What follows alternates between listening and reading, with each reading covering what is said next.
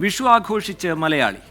തെളിയുന്നു മാനത്തോരോട്ടുരുളിയതിൽ തെളിയുന്നൻ സ്മരണകൾ കണിവട്ടമാ.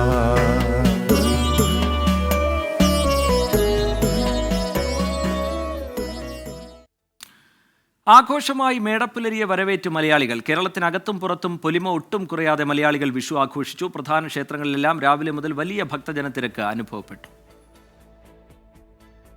വിഷുദിനത്തിൽ സംസ്ഥാനത്തെ ചെറുതും വലുതുമായ ക്ഷേത്രങ്ങളിൽ വലിയ ഭക്തജനത്തിരക്കാണ് അനുഭവപ്പെട്ടത്. ശബരിമലയിലും ഗുരുവായൂരിലും ആയിരങ്ങളാണ് കണി കാണാനെത്തിയത്. തിരക്ക് നിയന്ത്രിക്കാൻ ക്ഷേത്രങ്ങളിൽ കൂടുതൽ ക്രമീകരണങ്ങൾ ഏർപ്പെടുത്തിയിരുന്നു. മണ്ഡല മകരവിളക്ക് കാലത്തേതിന് സമാനമായ തിരക്കാണ് ശബരിമലയിൽ അനുഭവപ്പെട്ടത്.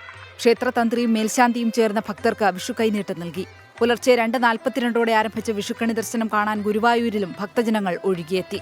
തിരുവനന്തപുരം പത്മനാഭസ്വാമി ക്ഷേത്രം, ആറന്മുള പാർത്ഥസാരഥി ക്ഷേത്രം എന്നിവിടങ്ങളിലും ദർശനത്തിന് വൻ തിരക്കാണ് അനുഭവപ്പെട്ടത്.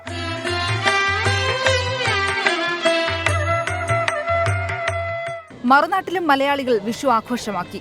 ദില്ലി ഉത്തര ഗുരുവായൂരപ്പൻ ക്ഷേത്രത്തിലും മുംബൈയിൽ ഡോംബിവാലിയിലുള്ള പൊന്നു ഗുരുവായൂരപ്പൻ ക്ഷേത്രത്തിലും പ്രത്യേക പൂജകൾ നടന്നു.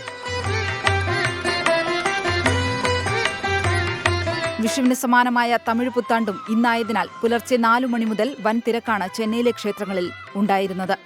ബംഗളൂരുവിൽ മലയാളി കൂട്ടായ്മകളുടെ നേതൃത്വത്തിൽ വിവിധയിടങ്ങളിൽ വിഷു ആഘോഷങ്ങൾ നടന്നു. ഗൾഫിലും വിഷു ആഘോഷങ്ങൾ പൊടിപൊടിക്കുകയാണ്. News desk 24.